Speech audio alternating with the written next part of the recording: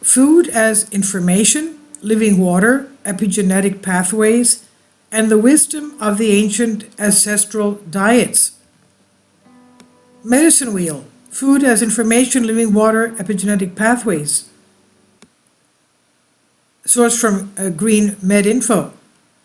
Being stalwart guardians of our microbiomes is of utmost importance if we are making the health of our future generations, which is perhaps the most fundamental evolutionary imperative that we have. It's a priority because our microflora consists of a selective array of commensal microorganisms that ultimately originate from the environment, the air we breathe, the soil we interact with, and the water and food that we ingest. Our mission must encompass a wider breadth and more far-reaching scope if we are to save our microbiomes from certain demise. Food delivers powerful healing properties that scientists have spent decades analyzing in detail. Take the apple, for example. This amazing fruit is brimmed with pharmacologically, or better yet, genomically active compounds, most notably ascorbic acid, which is known as vitamin C. Another compound it contains is fluorescein, over a dozen polyphenols, potent antioxidants concentrated on the skin of the apple and known to elicit multi-targeted effects that reduce the impact of high blood sugar in animal models.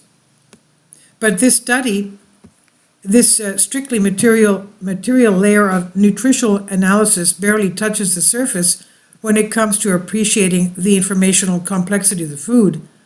Apples contain structured water molecules in a hexagonal crystalline configuration, H3O2, that's halfway between liquid and crystal, named the fourth phase of water. That's the first time I've ever heard of that, by Washington University professor Dr. Gerald Pollack. The micro-clustering pattern of structured water is capable of holding and transmitting both energy and information. In fact, all raw plant, animal, fungal, and bacterial cells contain this structured water, each with a configuration as unique as a snowflake, assuming it has not been desiccated and denatured through cooking, processing, or the gamma radiation-based food preservation process known as cold pasteurization. Raw is the key word here. Raw fruit juice that is fresh, as opposed to being cooked or boiled, has a high concentration of naturally structured water, which accounts for a good portion of the anecdotal and scientific evidence regarding its healing benefits. Processed juice, on the other hand, is said to contain disinformation, or dis is a word forming element meaning bad or ill, hard, difficult, abnormal, imperfect. That may misdirect the expression of our genes and also harm our physiology. Virtually all water in uncooked and unprocessed plant food possesses beneficial genetic expression modifying information. This is a profound departure from looking at water as a fundamental material, inert bystander in biological systems, as has been the case for centuries. Additionally, within the biological tissue of what they are composing, all foods contain the non-coding RNA molecules known as microRNAs, which affect the expression of the majority of genes in our bodies and stimulate biological pathways conducive to our species' health and wellness. Packaged in exosomes, which are roughly the size of a virus, 65 nanometers, microRNAs survive digestion, whereupon they penetrate systemic circulation in the body and affect the structure and function of all our tissues. One example of the healing potential of microRNAs comes from a study of Chinese honeysuckle, a traditional remedy for colds and flus. Well, we do have honeysuckle. It's a beautiful plant that resprouts every spring. It smells very nice as well. So honeysuckle, a traditional remedy in China for colds and flus. An animal study demonstrated that a microRNA isolated from this honeysuckle is delivered straight to the lungs, the area of active influenza infection, via the bloodstream. And once there, it targets and inhibits the replication of influenza A virus. The authors of the study additionally propose that ingestion of Chinese honeysuckle decoction confers medicinal benefits by enhancing the dietary uptake of other microRNAs. With every bite of food you take, you are deliberately choosing which messages you want to send to your genome. By simply being thoughtful and intentional with the foods you eat, you can remove interferences in the moment-to-moment cellular regeneration that should and will naturally occur. And you'll learn here how regenerative foods communicate on the smallest levels through the micromolecules and via your microbiome. And to understand the major role of these tiny players, you go back to the DNA and re-examine its role as the code at the center of life. Rethinking the role of DNA plays in our health. Since the 19th century, when Charles Darwin revolutionized humanity's perception of its evolutionary past, present, and future, we've been taught that all organisms are separate from one another and locked into a ruthless system of survival of the fittest. This competitive arms race for resources, territory, and self-preservation yields to two distinct groups, winners and losers. In this model, our genes are independent players, hermetically sealed within the chromosomes and concentrated, concerned only with the solitary task of propagating themselves to the next generation. DNA, deoxyribonucleic acid, is the conductor of this abstract symphony of life, in which our place and our fate has been predetermined. Not unlike the Copernican revolution, which in the 16th century dislodged Earth from the center of the universe and threatened rigid social and political conventions, the new biology dethrones DNA as the center of life, heralding an alternative vision. In this vision, human molecules, cells, tissues, and organs are absorbed in dynamic flux, communication, and feedback. They're capable of constant change, working harmoniously within a networked biosphere that unifies each individual with the whole. And most importantly, the new biology inaugurates the radical notion that the body can directly access biologically useful energy from the quantum vacuum. In this re-envisioning, biological structures have access to an all-pervading vacuum energy, once described as an ether, and this quantum energy field is operative at subatomic, atomic, molecular, and supramolecular levels. A particular groundbreaking facet of the new biology is food's importance as a source of indispensable information, its function reaching far beyond its nutritional composition of varying macronutrients and micronutrients to help epigenetically modify the expression of the majority of our genome. Master molecule of heredity versus the interdependent model of systems. Which human organ do you view as most imperative to life? Some instinctively feel that the brain is the most important organ because without it, cognition would not be possible. Some say it's the heart which keeps our circulation flowing, or the liver which stands vigil, filtering the blood. But the answer is none of the above. They're all requisite for the intelligent design and operation of our somatic form. These organs are interdependent part of overlapping systems, superimposed and interwoven into the intricate tapestry of our physiology. Like the notes in a musical composition by Bach, their beauty results from the composite and synergistic way in which they interact. Consider this. For other domains of science, such as the study of aquatic, marine, and land-based ecosystems, we acknowledge the sophisticated interconnectedness among animal and plant species.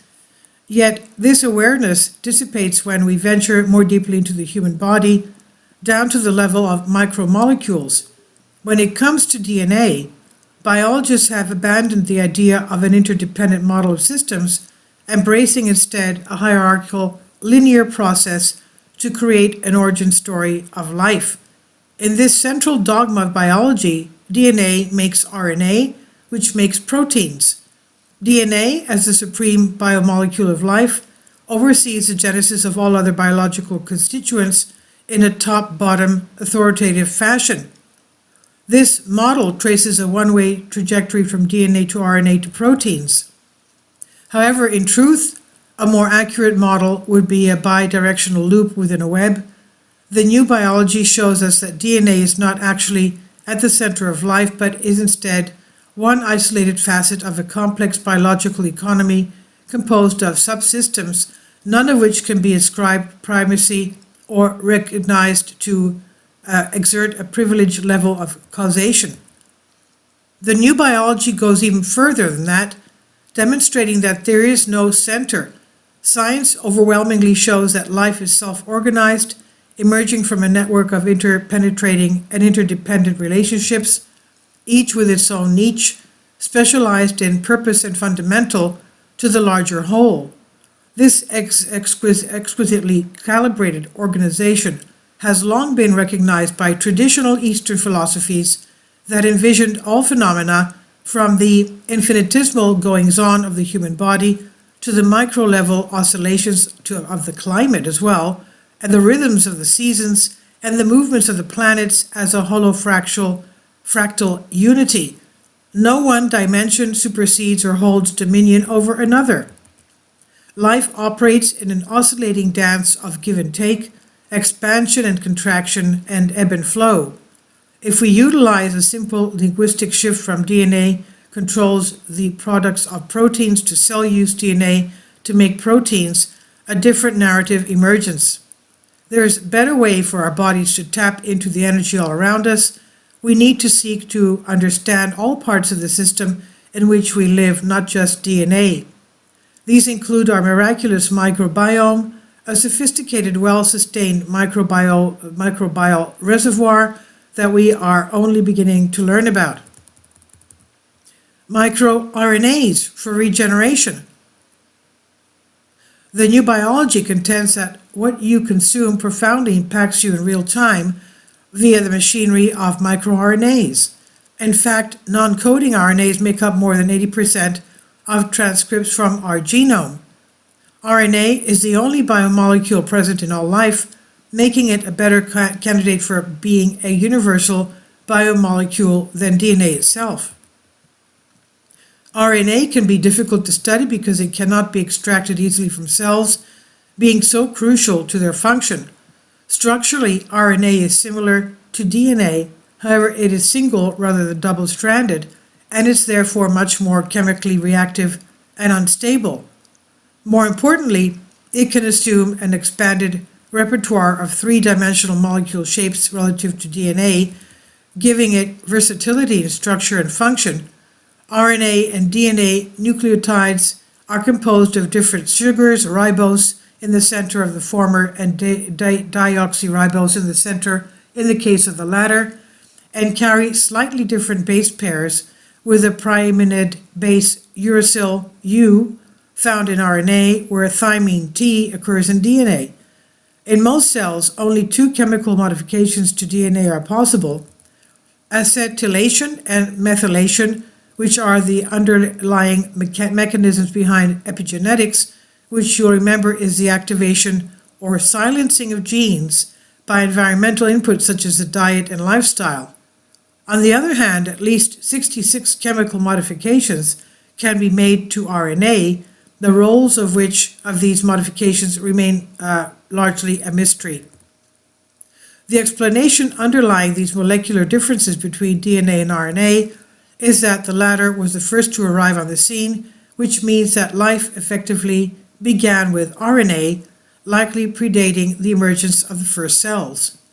In the transposition of conventional wisdom, then, DNA might have evolved as a specialized form of RNA, adopting chemical inertness and structural rigidity in order to serve as a more reliable warehouse for the safekeeping of heritable information. For the purpose of this discussion, we'll focus on microRNAs, which are the premier regulators of gene expression on the conduits of free information exchange among the plant, animal, and microbial kingdoms, not unlike cellular phone towers, bouncing signals from one system, seemingly desperate region to the next. MicroRNA, as described by University of Gutenberg professor, can zip around from cell to cell inside the bubble-like exosomes, nanoparticle-sized vesicles that are produced when the membranes of cell sorting compartments bud or pinch off. Because this is a very scientific and very long article, I'll go to the last paragraph. Since Paleolithic times, the topography of our inner microbial soil has become completely ravaged. Most recently, the daily barrage of synthetic dietary inputs and battery of antimicrobial toxicants has plunged us into a post-industrial chemical soup. It's plausible, however, that honey could help heal these wounds. Honey, yes.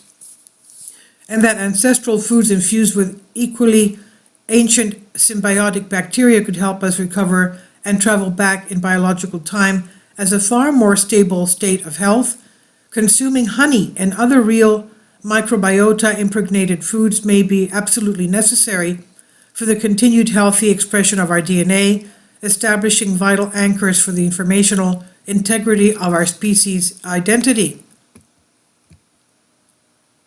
When we allow our evolutionary compass to guide us to ourselves, we naturally gravitate towards certain foods and avoid others, and later we'll explore some of the frontiers in the science of food and energy and learn how to assess new inventions, sidestep those that make us sick, and navigate towards the input that best aligns with what our bodies need and crave at a cellular level.